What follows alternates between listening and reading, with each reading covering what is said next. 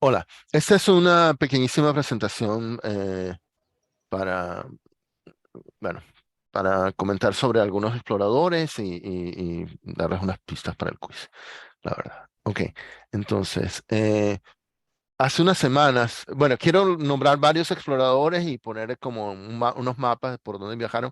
Hace unas semanas vimos sobre San Qian. Bueno, creo que en el primer video que vimos hoy lo mencionaban, ¿no? Que fue el que comenzó la ruta de la seda con esta exploración, tratando de hacer una alianza contra los Mm. Xiongnu y que lo metieron, lo apresaron 13 años y tal. Bueno, esto fue antes o sea, en el siglo II antes de Cristo, ¿ok? Luego, sí, esto sí, hoy no lo comentaron. Hace unas semanas cuando hablamos, creo, de la ruta de la seda, hablamos de esto es un monje que llevó el budismo, bueno, fue uno de los principales promotores del budismo en China, ¿no? Y entonces, bueno, él viajó más que nada por la India. Y esto fue, bueno, esto es siglo VII, ¿no? Eh, Luego Marco Polo, que es, bueno, famosísimo, viajó en el siglo XIII. Y bueno, por ahí tengo unos videos que tienen como el debate de si... dicen que es un mito que Marco Polo llevó la pasta de China a Italia. Y bueno, ahora hay uno interesante de alguien que es como creo que es de Samarkand, una charla TED que tiene una teoría acerca de la pasta, pero bueno, no sé, no creo que tengamos tiempo de verlo. En fin. Y luego, en un video de David Christian, él habló de Ibn Battuta, que es un señor de Marruecos que viajó muchísimo. Bueno, creo que David Christian decía quizás viajó a la China. Entonces, David Christian, o sea, lo ponía en duda este viaje por acá. Pero esta parte decía que en todas estas partes donde viajó había musulmanes, o sea, era en el mundo Ujú. islámico. Esto fue siglo XIV. Luego, Zheng también lo mencionó, creo, David Christian. Ese fue con unos barcos gigantescos. Creo que nadie mencionó, Sí, y no tengo unas imágenes, unos barcos gigantescos. Viajó a África, pero ellos no iban con así la es. intención de colonizar, era como explorar y, e- y si mostraron una imagen de que regresó con una jirafa y tal. Hay unos historiadores que dicen, si, o sea, China si hubiera, digamos, si se lo hubiera propuesto, tenía, digamos, la técnica, estos barcos eran muchísimo más grandes que los que usaron luego los Ujú. europeos. Sí. Hubieran Tenían las podido, medias. sí, pero luego hubo el emperador que promovió esto, falleció y el emperador siguiente creo que Cerró a China. permitió un viaje más y cerró y dijo, mira, esto se acabó. Y como que ellos Sí, pensaban básicamente que el sí. mundo era China y bueno, y esto pasó, bueno, en el mismo siglo que eh, Colón, bueno, y Vasco da Gama empezaron la era de exploración, ¿no? Entonces, bueno, esto sí, todos lo hemos estudiado en el colegio, en secundaria. Luego, Vasco da Gama, esto no lo han contado. Ahora, este mapa me gusta porque muestra las corrientes oceánicas, que las Mm. corrientes oceánicas tienen muchísimo, o sea, muchísima Sí. influencia en todos estos viajes.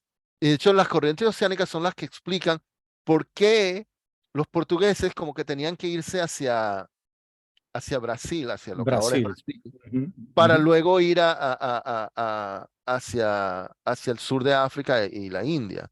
O sea, esto es lo que para mí explica que en Brasil hablan portugués. O sea, si no fuera porque la corriente es así, si ellos hubieran podido ir, digamos, en línea recta,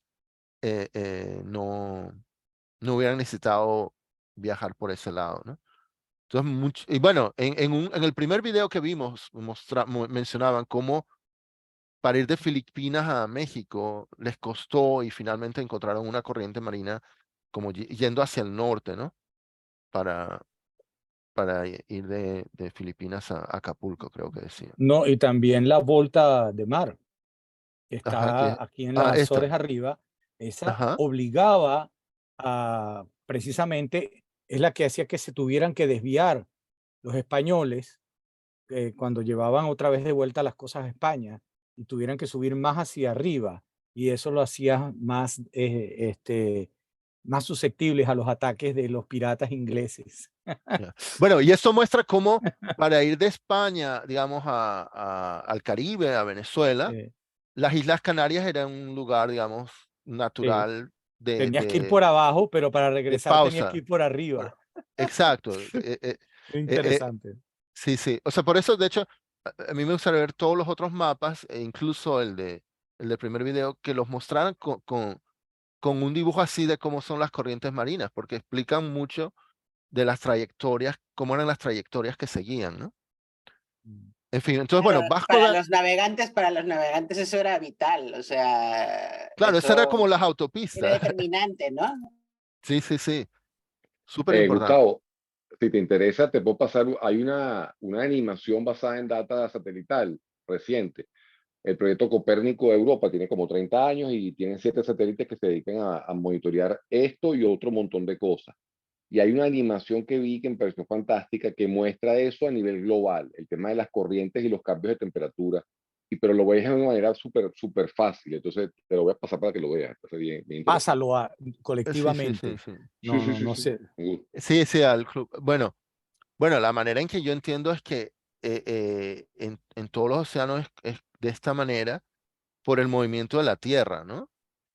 Por digo, la rotación en su propio eje hace que el agua se mueva de esta manera, que de hecho en Perú, Lima es frío, a pesar de estar tan cerca del Ecuador, es frío porque el agua viene del sur, y el agua fría, la corriente, ¿cómo se llama, Eva? La corriente Humboldt, ¿no? Ujú. Humboldt, la de abajo es Eh, la del Humboldt y la de arriba O es la sea, del Niño.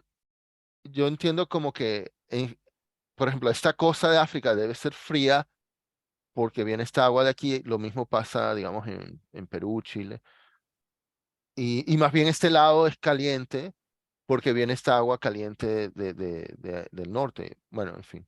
Ok, bueno, De perdón. Y África, del trópico, pasa por entonces, aquí. Ujú. Vasco da Gama Sí. llegó a Goa, bueno, a la India, pocos años después que Cristóbal Colón.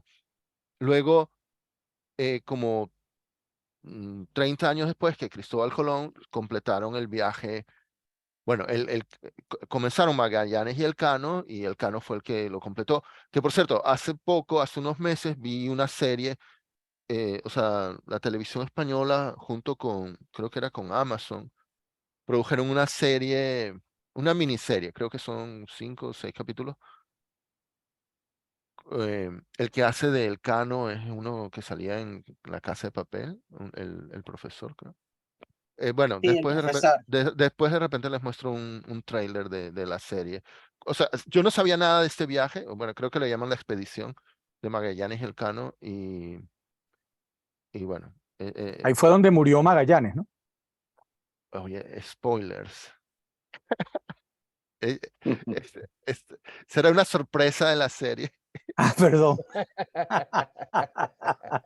Sí, esa novela la escribieron hace poco. Hay que hablar con el escritor. Sí, sí, sí. Aquí Perdón. En Filipinas fue. Y lo que entiendo es que la versión española es diferente a la versión de Filipinas, de lo que pasó ahí, pero bueno. Mm, Y bueno, yo no sabía que Magallanes era portugués. O sea, bueno, yo recomiendo esa serie, esa miniserie. Ok. Y bueno, mucho después fue este James Cook. británico que, bueno, los británicos lo consideran, bueno, cuando ves la cantidad de viajes que hizo, Es lo que iba a bueno, decir, se dio fue, unos buenos paseitos, ¿eh? sí, sí, o sea, él fue el primer europeo en llegar a Nueva Zelanda, a Australia, que es sorprendente, ¿no? Que en aquí, o sea, esto es hace 500 años y no, o sea, los españoles pasaron por ahí y luego vimos las rutas, ¿no? La ruta de la Plata, o sea, la Plata que venía del Potosí y salía al Callao, iba a Filipinas, perdón, decían que iba a Acapulco y después a Filipinas, pero no, los españoles no pasaron por Australia ni Nueva Zelanda, o sea, Tú sabes iban como que, por arriba. perdóname que te interrumpa, ayer estaba viendo en Netflix una serie sobre la desaparición del avión este filipino que nunca volvió a aparecer. El famoso avión que se perdió con más de 200 pasajeros hace 2, 3, 4 años, no recuerdo ahora exactamente cuánto. Ajá. ¿Ok? Y entonces ahí mencionaban una cosa curiosa que puede tener en parte explicación a esto. ¿Por qué si en la zona que ellos creen que cayó el avión y donde finalmente empezaron a encontrar partes, está movido hacia, digamos, si te paras en ese mapa, y hicieras donde está la rayita verde, que pasaba por Australia, ¿de acuerdo? Y pasaras a la derecha de esa rayita, Ujú. entonces verías que está más bien hacia las Filipinas, etcétera. ¿Por qué no llegó nada de él a Australia? Si él aparentemente está muy cerca del golpe, y es por las corrientes de Debe nuevo. ser las corrientes, ¿no? Exacto, las corrientes botan las cosas más bien alejándola de Australia. Hasta que no te atrapa la corriente digamos, que corresponde a lo que atrae las cosas a las costas australianas, las cosas tienden que irse lejos de Australia. Y a lo mejor por eso los barcos de los españoles, etcétera, pues las corrientes No los no los llevaron a... condujeron nunca. Digo, no sé, se me ocurrió Sí, ahorita. debe de ser por las corrientes. En un documental The Story of All of Us o algo así, de National Geographic, tenían un capítulo sobre James Cook y ahí lo asociaban, decían que hubo un constructor, bueno, no sé cómo lo llaman, uno que hacía herramientas para los marineros en Gran Bretaña, que hizo algo súper preciso, o sea, era mucho más preciso. Bueno, creo que era como eran mapas de las estrellas, porque, bueno, se dirigían mucho con las estrellas, ¿no? Que era, ¿cómo lo llamarían? Cartografía de las estrellas, no, no sé, debe Un tener su nombre. sextante, un Bueno, sextante, dices tú. no me acuerdo ahora el nombre, pero como que hizo algo muy revolucionario ese señor, haciendo algo mucho más preciso que lo que se usaba antes, y que eso le ayudó a James Cook a poder hacer estos viajes. Pero bueno, o sea, pero es sorprendente, ¿no? Que tardaron, ¿cuánto es? De 1522 a esto. O sea, son como 250 años, ¿no? Eh, 5 años, eh, sí. es un montón. Bueno, ok. Entonces, los ingredientes vitales del aprendizaje colectivo que ellos mencionaron era la población y, bueno, como un ejemplo, Afroeurasia, mucha más población que las otras zonas, y la conectividad. Y, y bueno, por ejemplo, la imprenta aumentó la conectividad. Esos son ejemplos que ellos dieron, ¿no? Y bueno, en cuanto a innovación, la dinastía Song en China, bueno, quizá el lunes pasado fui al Royal Institution a un evento de historiadores de ciencia, eran de otras partes que no fueran Europa, había 4 en el panel. Uno era experto en ciencia de África subsahariana, uno era un brasileño, experto en la historia de ciencia en Brasil, uno era un chino experto en la historia de ciencia en el este de Asia y una profesora experta en la ciencia en el mundo islámico. Y bueno, y al final le pregunté al profesor chino sobre, yo estaba particularmente interesado en la historia de la imprenta en China y le pregunté si la dinastía Song era importante y él me acotó, no, es la dinastía de Song del norte. Bueno, ¿no? Pero bueno, pero la dinastía Song, él me confirmó que, bueno, eso lo aprendí por un documental que estoy viendo de la BBC.